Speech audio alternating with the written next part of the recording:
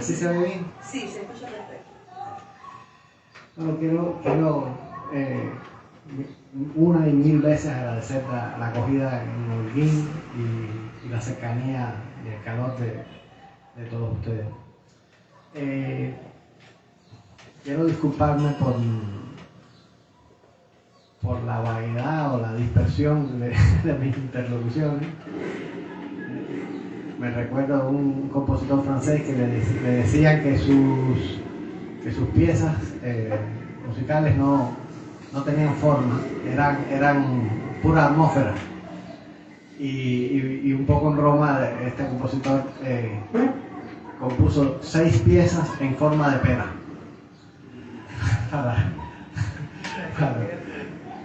Bueno, también cuando es difícil hablar, una de las dificultades que tiene hablar sobre Martí es que, o de la facilidad que conlleva hablar de Martí, es que es como un vórtice que es equidistante de todas las cosas, y uno puede terminar hablando de Martí empezando por cualquier punto y viceversa, o sea, empezar a hablar de cualquier cosa y terminar hablando de Martí.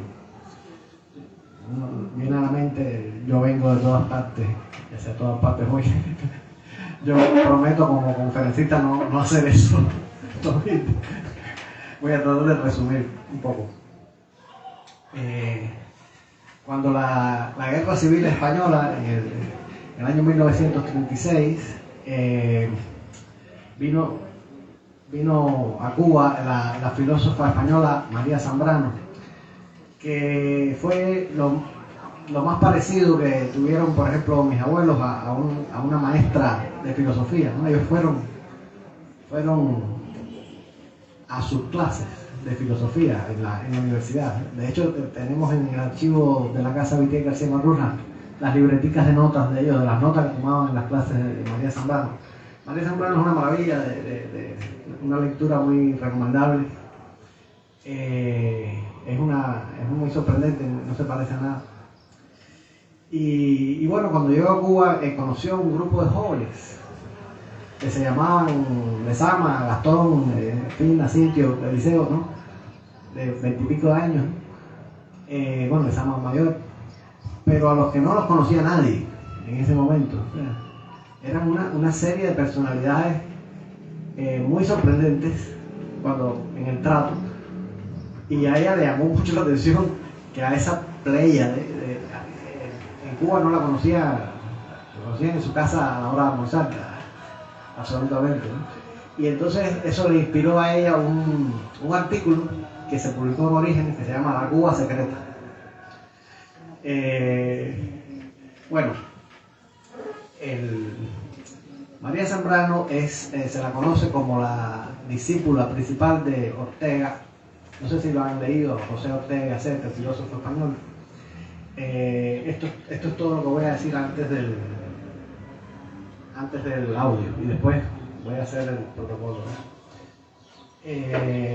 José Ortega y Gasset, bueno, una de sus frases más famosas es yo soy yo y mi circunstancia. Yo soy yo y mi circunstancia. Y si no la salvo a ella, no me salvo yo. Muy claro, muy contundente. Bueno, yo les un poco en el espíritu de lo que decíamos ayer, les traigo un fragmento de Ortega, o sea, un fragmento grabado en su propia voz, grabado en su día justamente estábamos hablando ahora de la residencia de estudiantes de Madrid. Bueno, ellos fueron los que hicieron estas grabaciones, unas grabaciones que están por ahí por internet. Si quieren escuchar a Juan Ramón, a Sorín, a Machado, entonces está ahí.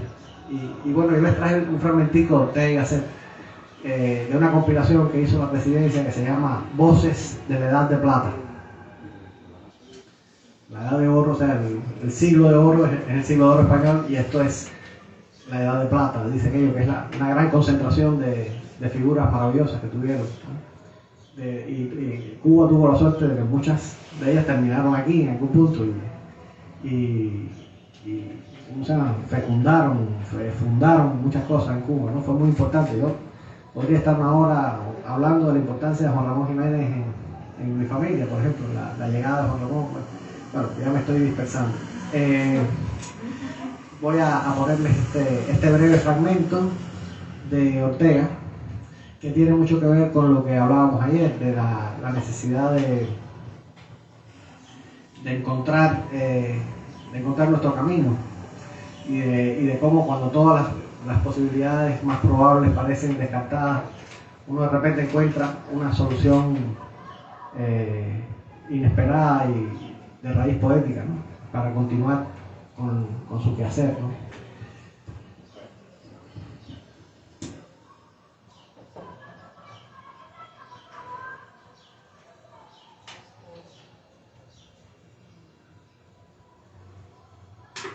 La vida es quehacer, y la verdad de la vida, es decir, la vida auténtica de cada cual, consistirá en hacer lo que hay que hacer y evitar el hacer cualquiera cosa.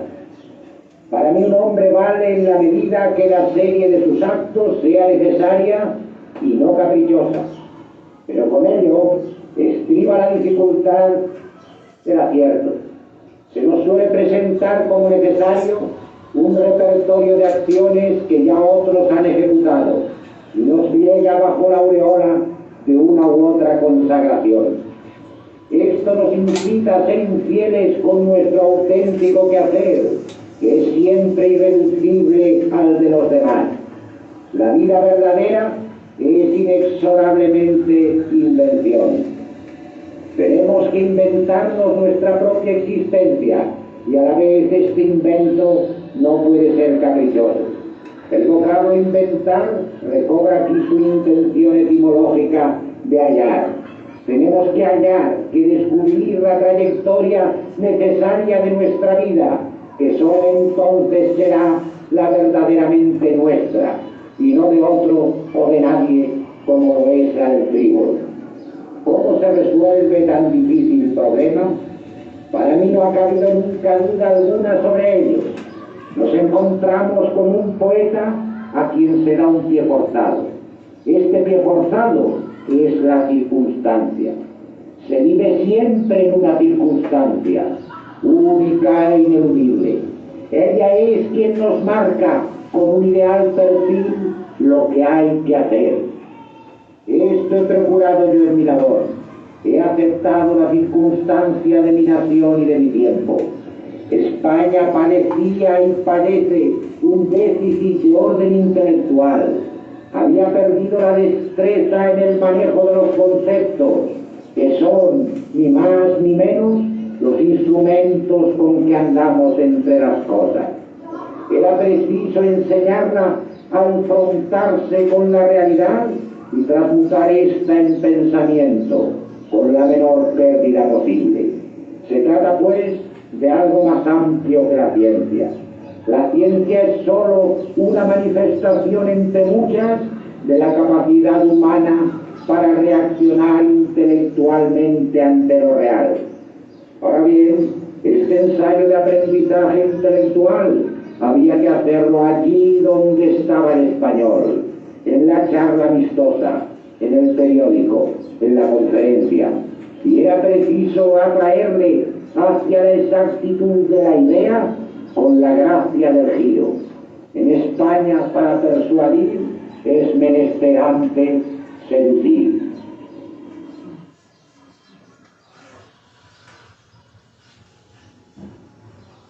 Ahora, presento.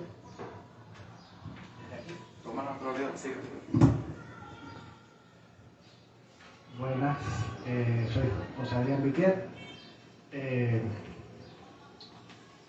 para Ediciones La Luz, en Abrirse las constelaciones, es el nombre de esta bella sala.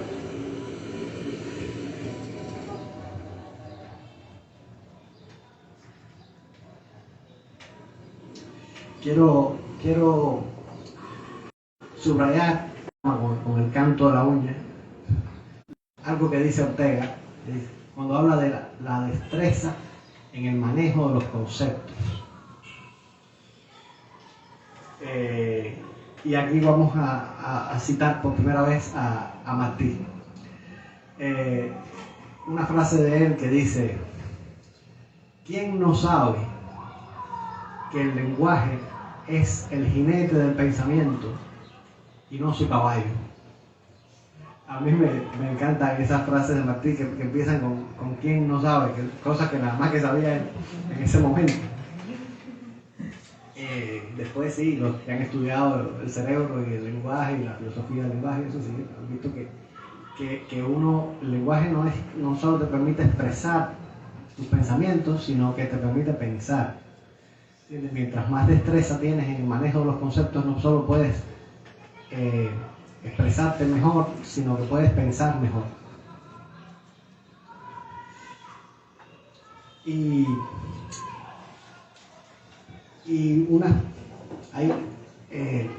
Yo creo que las personas uno de los grupos humanos que más destreza tienen con los conceptos son los poetas.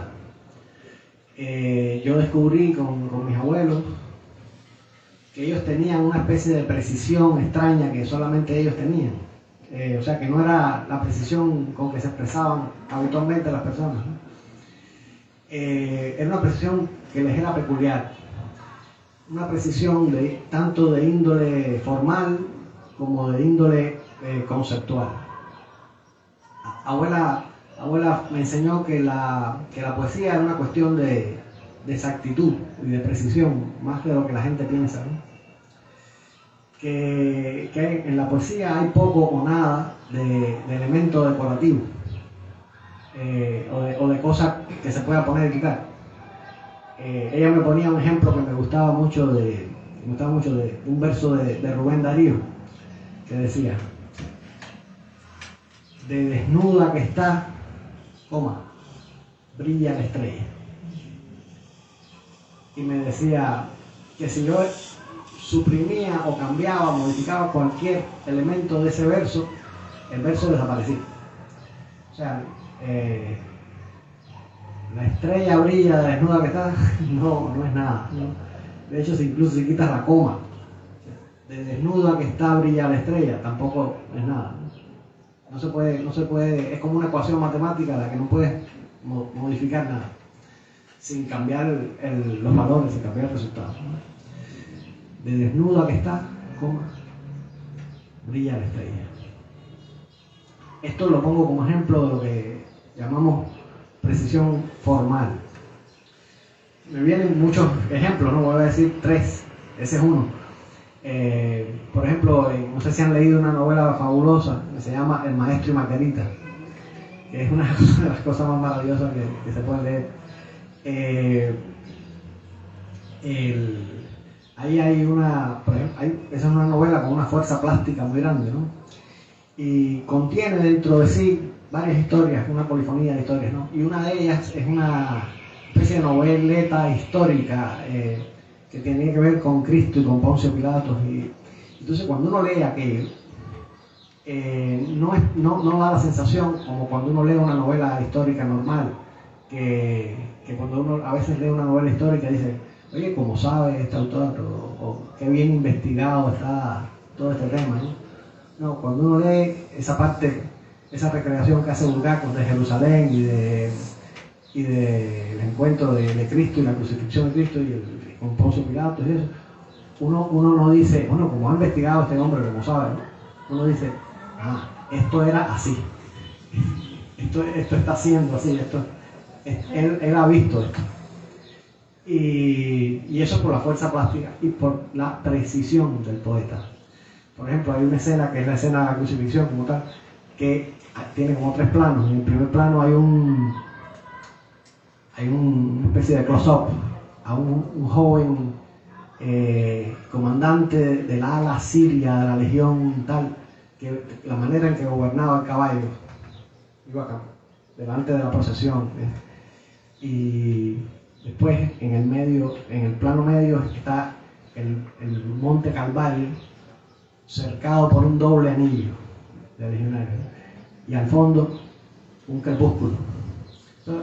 Son 3 elementos compuestos como un cuadro que te dan la escena.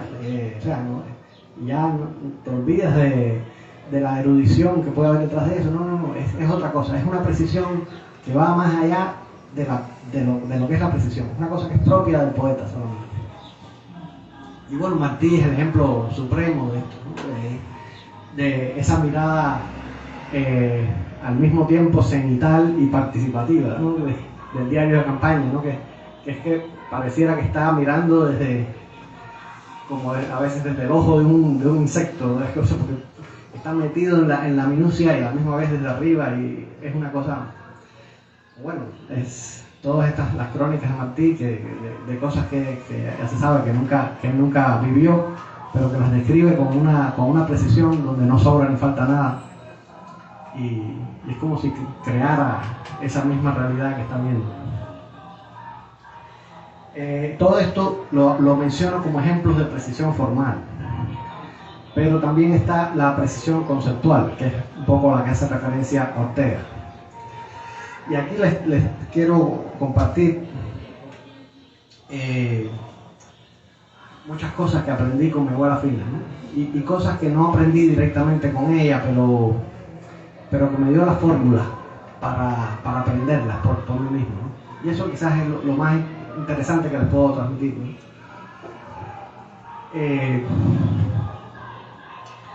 Por ejemplo, en la vez pasada, ¿no?, que hablamos ayer, hacíamos el distingo entre la libertad y las libertades. La libertad que son los derechos civiles y la libertad que uno mismo se otorga, que es la capacidad de hacer cosas por amor, ¿no? Esa precisión es aprender a encontrar esa precisión entre cosas que se utilizan indistintamente, conceptos que se utilizan indistintamente. Eso lo aprendí directamente de mi abuela, porque ella me enseñó muchas diferencias que algunas de ustedes seguramente habrán descubierto por sí mismos, ¿no? Y otras pueden reconocer. Por ejemplo, lo que hablábamos ayer también del secreto y el misterio, ¿no? Por ejemplo, los poemas se hacen con palabras, ¿no? Los poetas tienen que saber muy bien lo que significan las palabras. Por ejemplo, pero la mayoría de nosotros usamos a veces las palabras de manera indistinta, ¿no? Por ejemplo, mi abuela hace un distingo muy bueno entre la fama y la gloria. La fama y la gloria son como dos hermanas gemelas de muy distinta condición. Una es como indiscreta y la otra es... esto quizás vale la pena, se los voy a leer.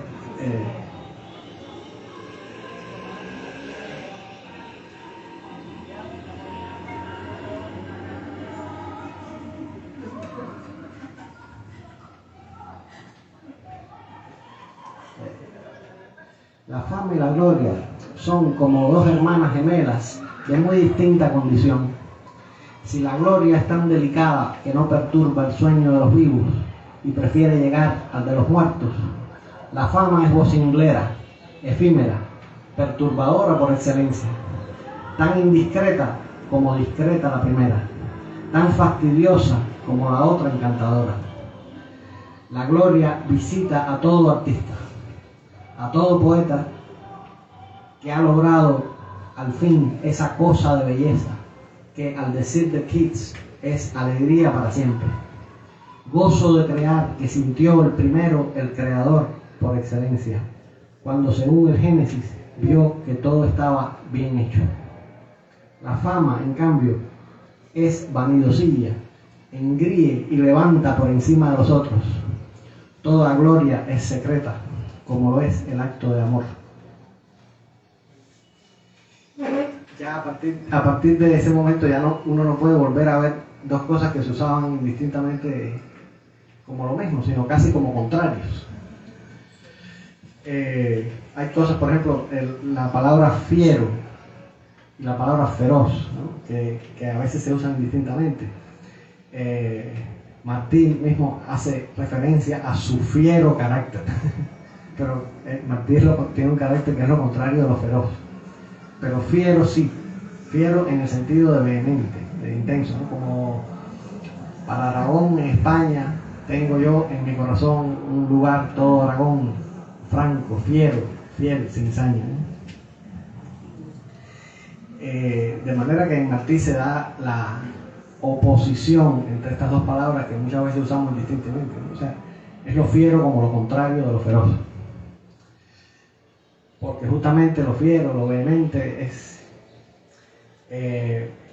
lo que es capaz de crear una corriente de intensidad, de empatía con otra persona, que es una corriente amorosa, ¿no? En el caso de Martín, ¿no? Que es absolutamente lo contrario de la ferocidad. La ferocidad es un bajón al mínimo de la empatía, de la conexión, ¿no? O sea que son cosas aparentemente iguales, pero que son opuestas. Una muy sencilla, muy fácil de entender, que es la diferencia entre lo débil y lo delicado, ¿no? Sobre todo aquí entre artistas, que en arte es muy obvio que lo delicado es lo contrario de lo débil. Y bueno, ya para terminar voy a decir dos distingos que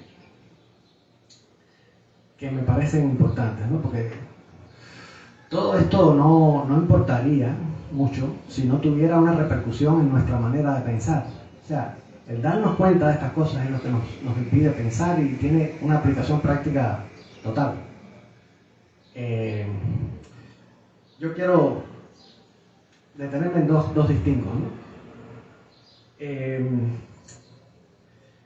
El de ignorancia y desconocimiento.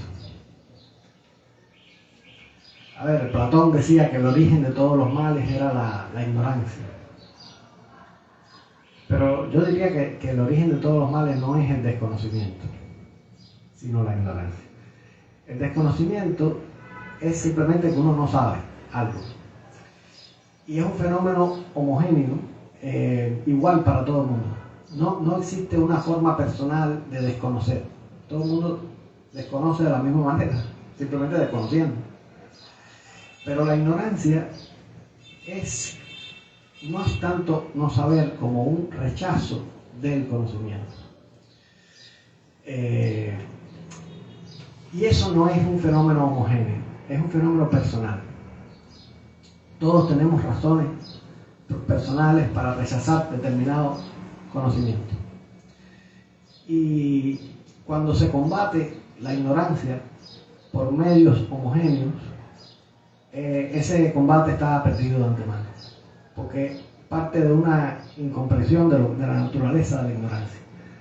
No puedes enfrentar la ignorancia como si fuera el desconocimiento. O sea, por ejemplo, la campaña de alfabetización es una cosa dirigida contra el no saber leer, o sea, contra el desconocimiento del alfabeto y de saber leer. Y eso se hizo una campaña de alfabetización que tiene amplios méritos. No es poca cosa eliminar el desconocimiento, o sea, aunque no sea lo mismo que la ignorancia, tiene mucho mérito eliminarlo. Pero no pueden pensar que con eso está resuelto el problema, ni vencida eso que Platón llamó el origen de todos los males. No.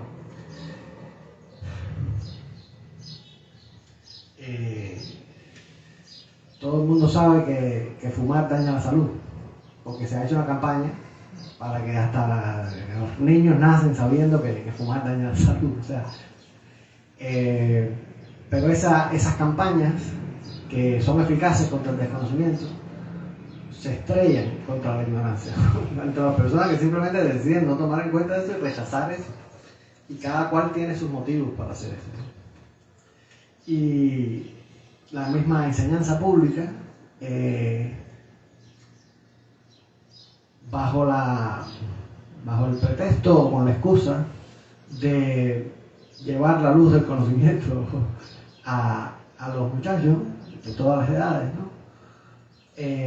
No está contribuyendo a la lucha contra la ignorancia, porque lo que está haciendo es exponiéndolos a conocimiento, pero generándoles un rechazo por ese conocimiento. O sea, de manera que no está resolviendo el problema. No de ahora, esto empezó a torcerse hace muchos siglos. Porque simplemente la enseñanza pública es una herramienta homogénea. No o no muy personalizable. Mientras más personalizable la herramienta, más eficaz contra un fenómeno personal, heterogéneo. Bueno, y el otro distingo que quiero mencionarles es entre lo útil y lo importante, que son palabras que ustedes dirán, bueno, ¿qué importancia puede tener la diferencia entre lo útil y lo importante? Lo útil es importante, lo importante es útil. Se solapan. Bueno, ustedes juzgarán si es útil o no saber esto. O importante. Lo útil es aquello que conviene aprender. Lo importante es aquello que es necesario valorar. Que no basta con aprender. De hecho, a veces no es ni siquiera necesario aprender, pero es imprescindible valorarlo. ¿Qué sucede? Que a veces los medios que tenemos para hacernos con lo útil, para aprender lo útil, son los mismos canales que tenemos para aprender lo importante. Y los canales que tenemos no sirven para aprender lo importante. O sea, en la escuela nos enseñan la tabla de multiplicar, que es útil, pero que uno no necesita venerar la tabla de multiplicar. O sea, puedes odiarla, no pasa nada. Lo único que tienes que aprendértela, más o menos. Y te la puede enseñar a la fuerza, que no importa. La letra con sangre entra, no importa que después la odies para siempre. Pero si la tabla de multiplicar la echan en el mismo saco que la historia de Cuba o todas aquellas cosas que conforman la idea de nación, eso es grave, porque se ha generado un rechazo a todo eso, ¿no? O sea, porque lo has echado todo en el mismo saco, porque es el mismo canal para aprender una cosa que la otra. Creo que lo importante amerita la creación de un canal especial que comprenda que lo esencial de enseñar cosas importantes es que la persona llegue a valorarlas. Si tú no llegas a valorar lo importante, aunque te lo aprendas, estás peor que antes, porque has aprendido un error, has aprendido a despreciar lo que podía ser importante o vital, como en un país como el nuestro, que tiene una larga tradición de lucha, pero que no tiene una larga tradición de victoria, ni de acumulación, ni de sedimentación. Es esencial que las personas consideren importante el proyecto de nación. Es esencial. No puedes echarlo en el mismo saco que la tabla de multiplicar, porque es demasiado grave si creas un rechazo a eso, junto con el rechazo que se puede crear la profesora por determinada cosa. En fin, que a veces estos distingos que hay entre los conceptos son como los cuentos de hadas, esa transgresión que se comete sin darse cuenta, ¿no? La niña que se come unas uvas y provoca la destrucción de un reino. O sea, tú a veces de repente pisaste una cosa que no sabías. Y eso es la importancia de la precisión en el manejo de los conceptos, ¿no? Y eso es lo que los poetas pueden enseñar, ¿no? Porque justamente los poetas se les ocurren cosas que a las otras personas nunca hubieran pensado, justamente porque tienen esta relación peculiar con el lenguaje, que es el jinete del pensamiento y no su caballo.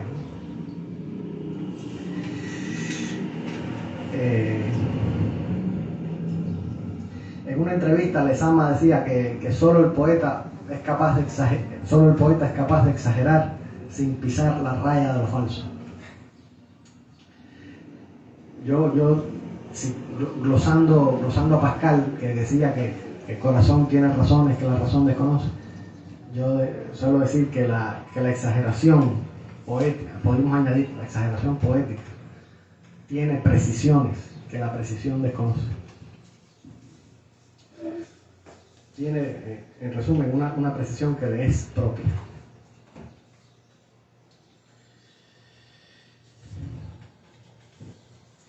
Y bueno, Ya habiendo hecho este largo preámbulo, quiero compartir con ustedes, o sea, a ver, voy a pasar abruptamente de lo abstracto a lo concreto.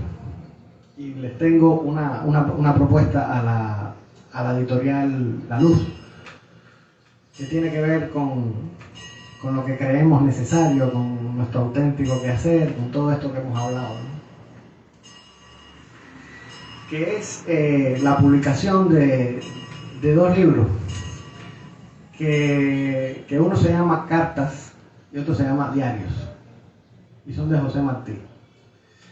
El libro Cartas incluye un trabajo de abuela, del cual quiero leer un fragmento de algo, si el tiempo lo permite, que se llama Las Cartas de Martí, y que es para mí una de las páginas más persuasivas, yo creo, y más mejores para presentar a José Martí.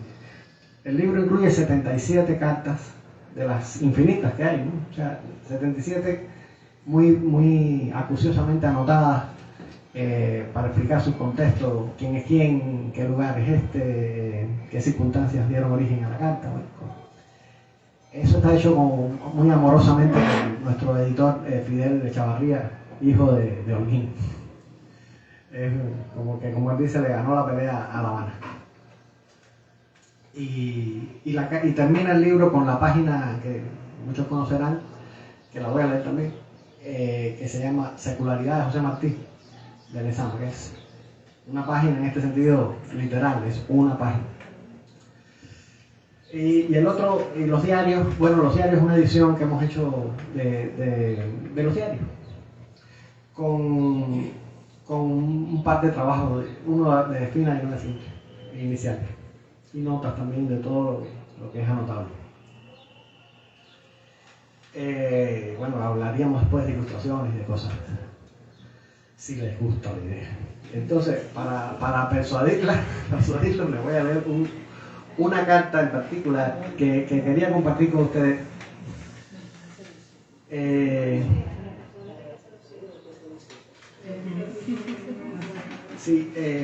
Una carta en particular que revela como un anhelo íntimo que tenía Martín, ¿no? Y me da mucho gusto compartir esto con ustedes, entre aquí que estamos entre editores o aprendices a editores en mi caso. Que es una carta que le escribe a un amigo confiándole un anhelo que tenía de ser editor, de qué es lo que quería realmente era ser editor. Y voy a tratar de leer un fragmento.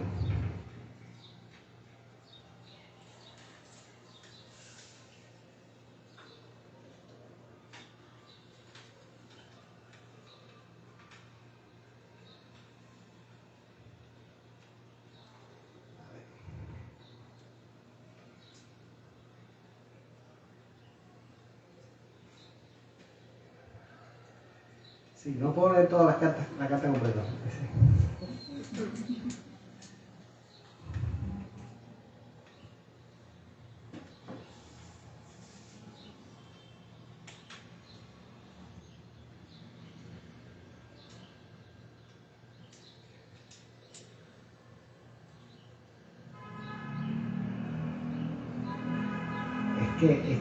Perdón. La tenía justamente aquí.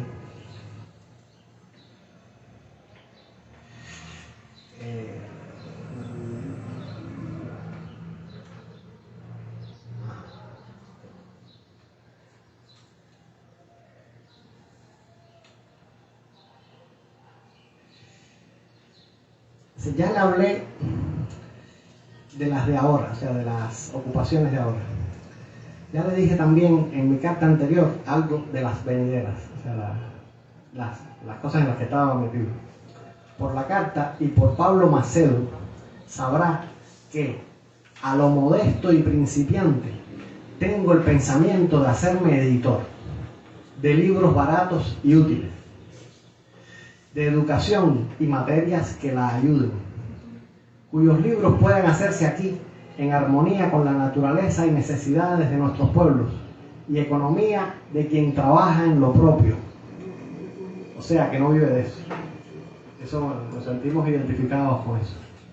Y economía de quien trabaja en lo propio. Y venderse en México principalmente con un margen de escasísimo provecho. Pero lo que usted no sabe es que esta no es en mí idea nueva, sino en cuanto a la posibilidad de su inmediata realización. Que a este fin, como si ya yo no tuviera otro natural, me vengo preparando con un estudio cuidadoso de los menores detalles desde hace mucho tiempo. Es muy conmovedor esto. Él dice, a este fin, como si no tuviera yo ya otro natural, me vengo preparando desde hace muchos años. Que aparte de toda situación mía actual, me siento capaz de levantar en este hermoso ramo una empresa benéfica y productiva, que contra mi costumbre, desde que Macedo me habló de este como realizable, al decirle yo cómo tenía estudiado el asunto, no pienso en otra cosa, y aún la doy por hecha, que tan convencido estoy del bien que podría hacer y el giro útil que podría dar al caudal puesto en ello. Que en esto sí me propongo ser porfiado e incansable y no parar hasta tenerlo conseguido. Ir tirando será lo primero, con ahorros de judío, de lo poquito que haya para comenzar.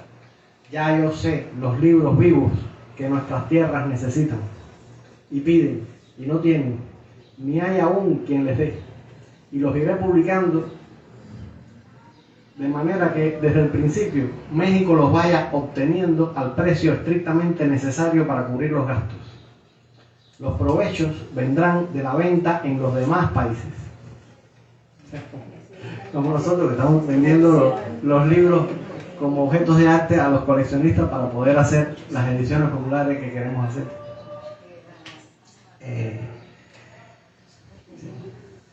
La competencia no es de temer. Primero porque estos libros serán muy distintos de cuantos en esa línea van publicados. Libros humanos y palpitantes, no meros textos, sino explicaciones de la vida y sus elementos, y preparaciones para luchar con ella, la esencia y flor de todo lo moderno. Después, porque como esta empresa solo será de lucro moderado y honesto, siempre podrá abaratar sus productos mucho más que las que no se conforman sino con grandes provechos. Eso sí que me resucitará y me sacará de la vergüenza en que ando.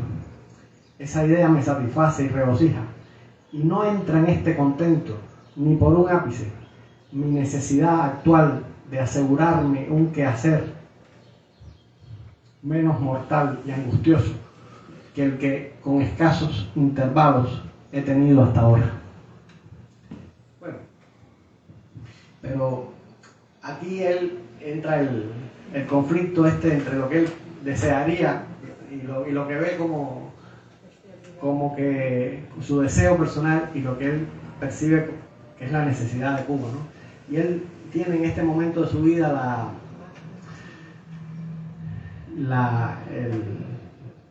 casi no quiero llamarlo obsesión, pero es la idea fija de deponer su persona, de deponer cualquier deseo personal que pueda tener de algo, o de zafarle el cuerpo a la tarea fundamental o a lo que sienta que las circunstancias le exigen, ¿no? Y este mismo detalle está en otra carta que quiero contarles, esta vez dedicada a Estrada Palma. Otro breve fragmento.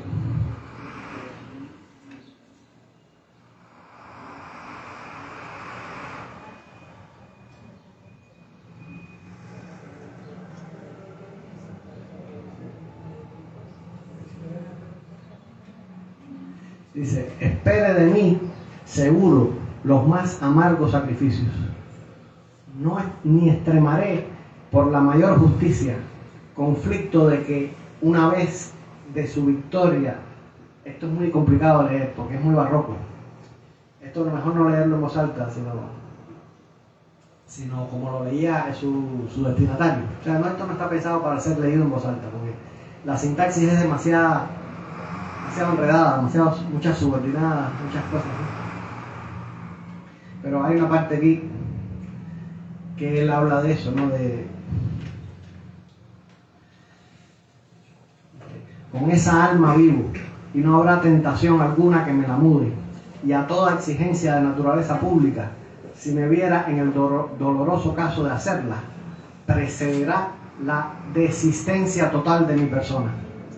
Dicho esto, de mí para usted innecesario, por la mayor tranquilidad de usted, hay de modo, si lo cree tan oportuno como lo creo yo, de expresar sus deseos o sus conceptos, de manera que llegue a tiempo a Cuba, con la fuerza mayor de lo indirecto, para influir en que nuestro país se dé una ordenación tal que ni incapacite la unidad y concentración de la guerra, ni la dañe o acorrale por ir contra el propósito y espíritu de la revolución cubana.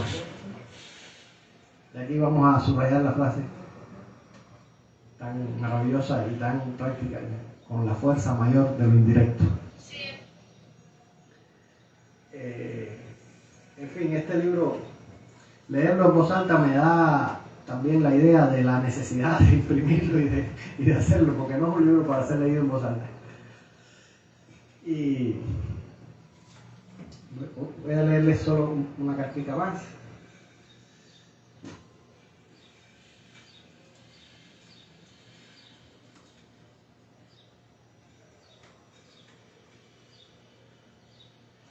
Esta es una carta a Fermín Valdés Domínguez.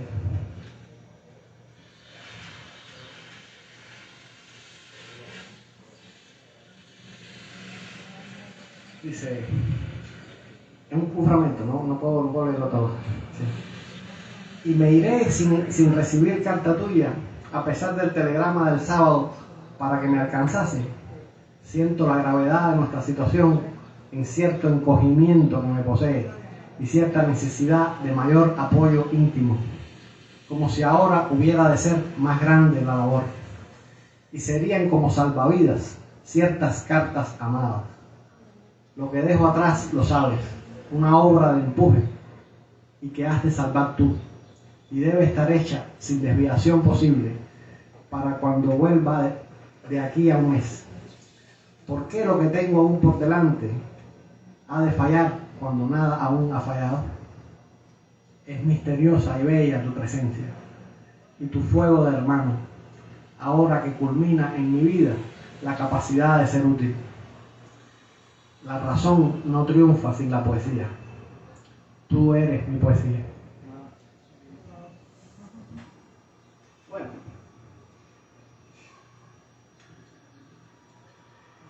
Vamos a leer. Yo creo que, a ver, esto lo conocerán muchos, pero para el que no lo conozca, es una página importante, la secularidad de José Martí de Lezama.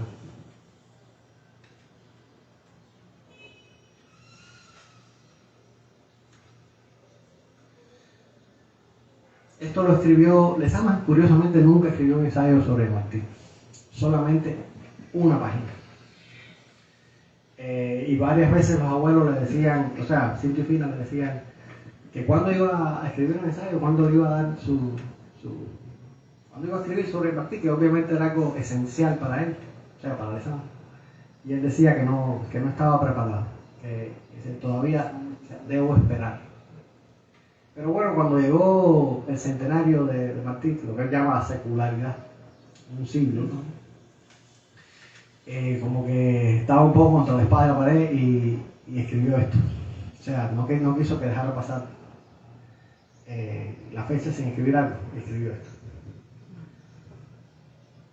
José Martí fue para todos nosotros el único que logró penetrar en la casa del alibi, el estado místico, el alibi, donde la imaginación puede engendrar el sucedido y cada hecho se transfigura en el espejo de los enigmas. Su imaginación se ha vuelto cenital y misteriosa y ha penetrado en su misión con el convencimiento de que quien huye de la escarcha se encuentra con la nieve.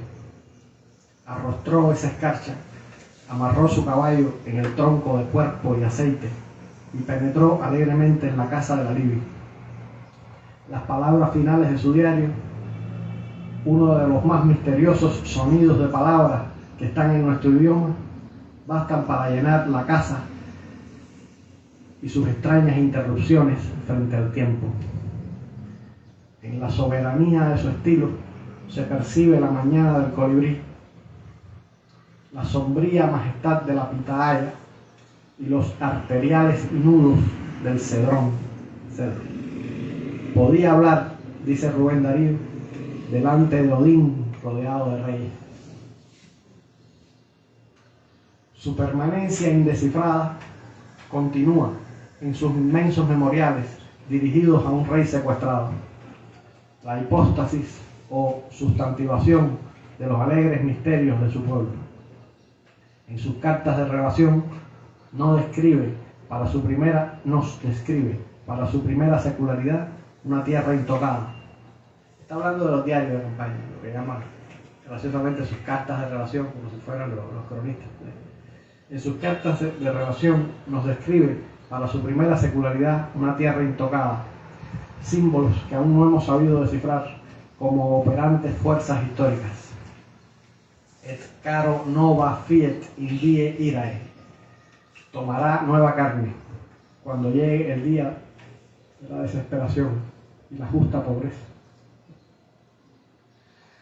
La majestad de su ley y la gravedad de sus acentos nos recuerdan que para los griegos mártir significa testigo. Testigo de su pueblo y de sus palabras, será siempre un cerrado impedimento a la intrascendencia y la banalidad. Y si solo podemos creer, según la extraña sentencia de Pascal, a los testigos muertos en la batalla, es en las decisiones de su muerte donde nuestra forma como pueblo adquirió su esplendor al unir el testimonio con su ausencia, dar una fe sustantiva para las cosas que no existen, o a la terrenal gravitación de las más oscuras imágenes. Orígenes reúne un grupo de escritores reverentes para las imágenes de Martí. Sorprende en su primera secularidad la viviente fertilidad de su fuerza como impulsión histórica, capaz de saltar las insuficiencias toscas de lo inmediato, con las que estamos tan familiarizados, para visorarnos las cúpulas de los nuevos actos nacientes. Bueno, me comprenden mi deseo de leer y no de decir ningún comentario. Y bueno, ¿cómo estamos de tiempo? Como un botón de muestra que dice, del ensayo inicial de Abuela.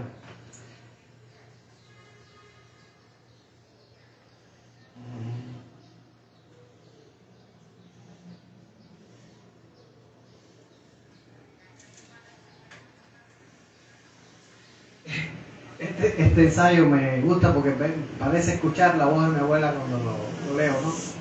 Y empieza, tiene como un crescendo, ¿no? Empieza en un tono así que parece que nos mata una mosca. Dice, no pretendemos tratar aquí todos los aspectos que presenta el epistolario martiano, el íntimo, el político, el crítico y el literario, cartas cuyo objetivo es la organización de la Revolución Cubana y aquellas que apuntan a lo que llamó la revelación, sacudimiento y fundación de América. Ello implicaría un estudio de su contexto histórico, que no es el que por el momento pensamos realizar. Vamos a detenernos tan solo en algunas de las cartas más personales escritas a lo que llamó la corta y severa familia de mi alma. Ahora, este ensayo que empieza así va levantando una temperatura y una intensidad que se vuelve casi irresistible, casi ilegible.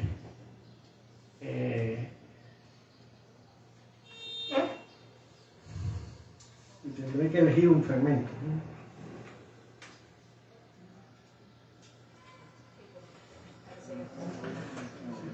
¿Cómo se podrá escribir de las cartas de Martí? ¿Por dónde empezar? ¿Cómo acabar nunca de hablar de ellas? ¿Dónde vimos antes? ¿En qué literatura? ¿En qué himnario? ¿En qué declaración de amor? Silencios y palabras, comienzos y despedidas como esta. Imposible apresar en unas líneas el incomparable hechizo. No se puede contar, describir, analizar un hechizo. Es preciso participar. Y esto es lo primero que estas letras de pulso febril piden de nosotros: una participación. Huir ya no es posible. Quedamos comprometidos desde el primer instante y para siempre. Se explica que un hombre así haya arrastrado a un pueblo. ¿Qué hay en las cartas de Martí que no hallamos en ningún otro epistolario, por ilustre que sea? ¿De dónde procede esa fuerza suya para implicarnos enseguida en el halo cálido de su argumentación, de su entusiasmo o de su pena?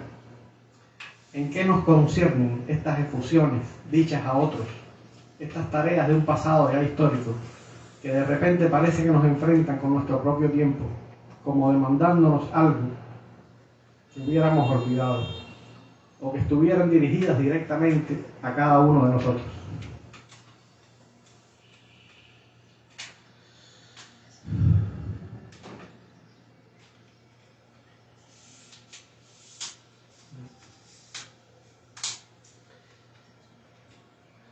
Se nótese que, siendo Martí un poeta cabal, sus cartas no tienen ese lirismo personal y vagamente discriminatorio que suelen tener las cartas de los poetas. El epistolario de un Keats, de un Rilke, por ejemplo. Como siendo también un cabal revolucionario, tampoco tienen sus cartas, si las comparamos con las de otros dirigentes políticos, este carácter excluyente. Él, que se excusó alguna vez de haberse visto precisado a seguir 2 carreras universitarias, ya que por él no seguiría yo más carrera que la de hombre. Escribe siempre desde todo el hombre y se dirige a él. De aquí que solo haya abogado por su causa y que su acento sea a la vez el de un maestro, el de un amante, el de un padre, el de un hijo. Que todos sintamos que hemos recibido todas sus cartas, como si estuvieran dirigidas a la vez a un conocido y a un desconocido, a alguien cercano y a alguien distante. Y ello es así en doble sentido, no solo en cuanto nos atañen a pesar del tiempo directamente, sino en cuanto se dirigen a ese otro mejor que late en cada hombre. Este es el tipo de pensamiento de mi abuela que a mí me impresiona mucho. Perdonen la efusión. O sea, se dirigen a ese otro mejor que late en cada hombre, a cuyo doloroso alumbramiento apenas hay quien ayude, a pesar de ser esta la más importante y urgente tarea. O sea, viene a la mente un apunte de José de la Luz y Caballero, donde él habla de no sentarse a hacer libros, que son cosa fácil, porque la inquietud intranquiliza y devora, y falta el tiempo para lo más urgente, que es hacer hombre.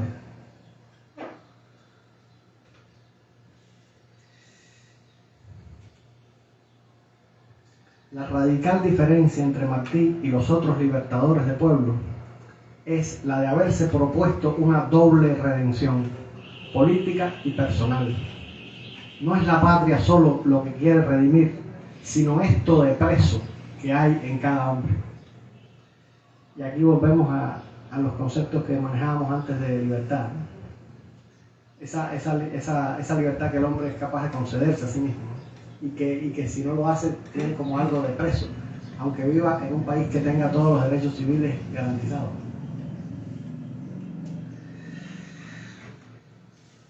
Para ello es necesario ponerle delante su posibilidad mejor, no en forma de ideal abstracto generalizador, sino como su virtud, en el sentido de fuerza, virtud, latín, fuerza, ¿no? Propia, original, intransferible. Para ello es necesario creer en esa virtud, ayudando así a crearla. Él se dirige siempre, al escribirles, a esa entereza perdida. De aquí que a veces nos preguntemos, ¿pero quiénes eran estos hombres a que hablaba Martí? ¿Dónde se vieron nunca dechados de virtud privada o pública semejante? Llegamos a sospechar si serán creación de su generosidad y su caridad únicas, hasta que comprendemos que las dos cosas son ciertas, que eran hombres quizás corrientes, pero también que cualquier hombre corriente, sobrenaturalmente amado, puede llegar a dar de sí aquello que en él latía escondido, como su principal secreto.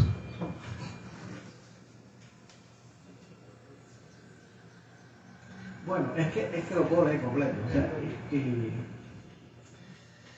para realizar esta misión se vale Martí de un instrumento delicado, quizá peligroso, la alabanza. Nada más injusto que confundir esta utilización suya de lo que llamó una vez los oficios de la alabanza con la vulgar lisonja. Tanto más cuando que exteriormente puede parecérsele. No sé si notan que aquí mi abuela está un poco contagiada del barroquismo de Martí, y esto se vuelve también un poco difícil de leer en voz alta. Por ejemplo, usa muchas comillas que no estoy pudiendo decir.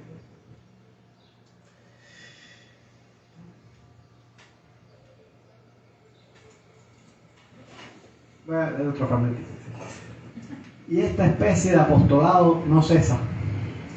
No es casual que su obra siga produciendo más que verdaderos críticos, incondicionales amantes.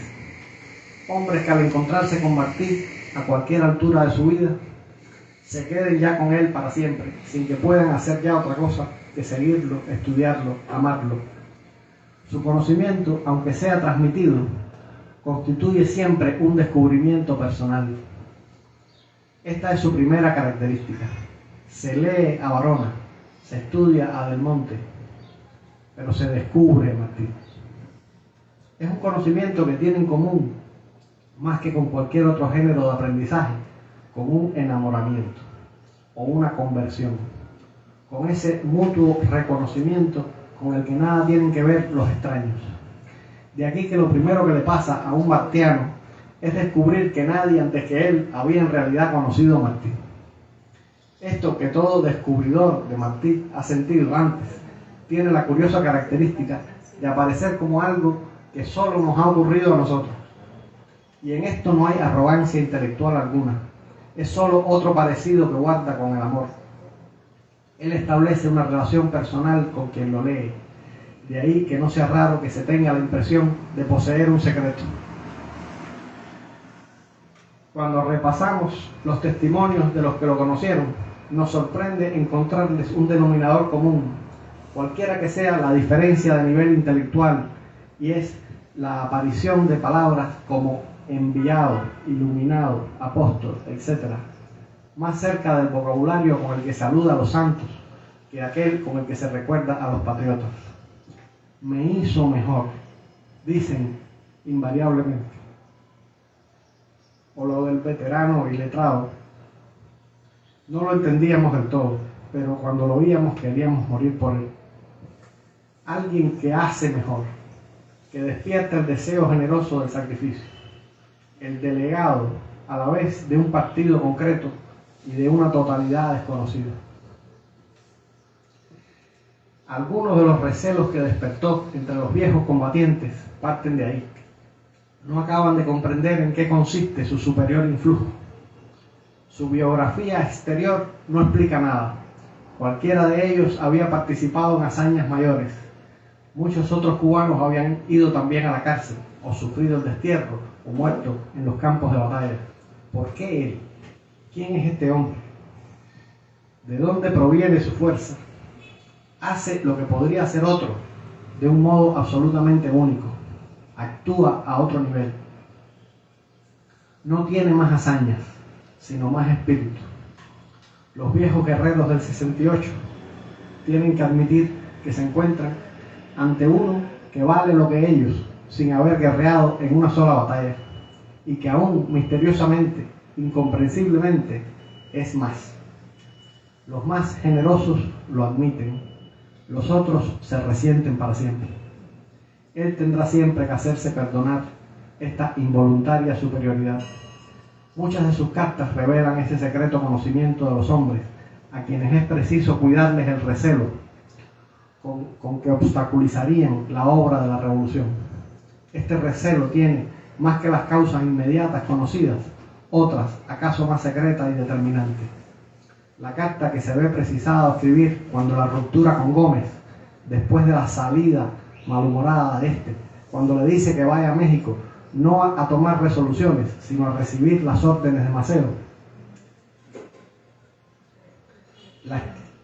Le escribe al propio Maceo cuando lo de la expedición de Flor, la dolorosa respuesta a Roa y a Collazo, no son sino las consecuencias de un conflicto cuya raíz es anterior. No se trata del recelo que frente al hombre de mera verba, como él decía, podía sentir el hombre de acción, recelo justificado y aún compartido por el propio Martí.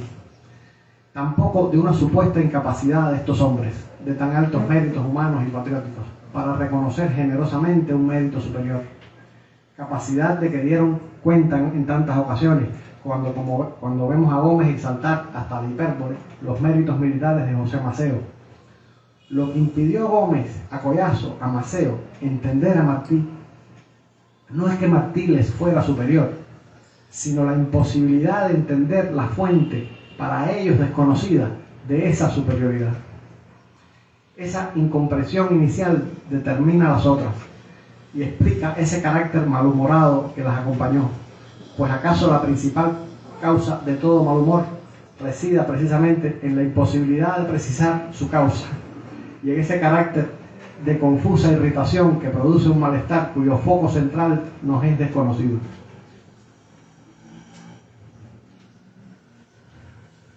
No fue la menor de sus hazañas la de deshacer con qué delicadeza el recelo que su autoridad totalmente fundada en el espíritu tenía que producir en hombres sin duda admirables, pero poseedores de una autoridad basada en lo militar.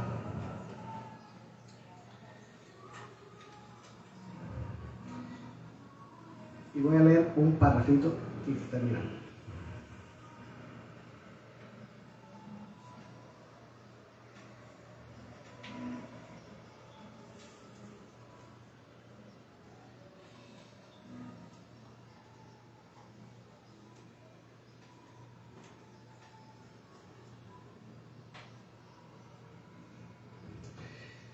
No es un hecho casual que Martí, al hablar del mérito de otro, parezca estar hablando de sí mismo, ni que asegure sentir como propia toda alegría o desdicha ajena. Esto que debiera ser natural es raro, pero es lo raro natural. Ente bien distinto, como decía Juan Ramón Jiménez, recordando algunos ejemplares exóticos del modernismo, a los que son raros por no ser naturales. La excepcionalidad de Martí consistió en ser, entre tanto esbozo de hombre o tanto genio individual, una criatura natural entera, un hombre de verdad y sencillez, y es por esto que no se lo acaba de conocer nunca. Y no como creen algunos, porque no se lo haya visto lo suficiente, sino porque tiene esa cualidad inagotable de las criaturas naturales, de una fuente, de un árbol. Uno acaba alguna vez de leer a Platón, pero no se acaba nunca de ver un árbol.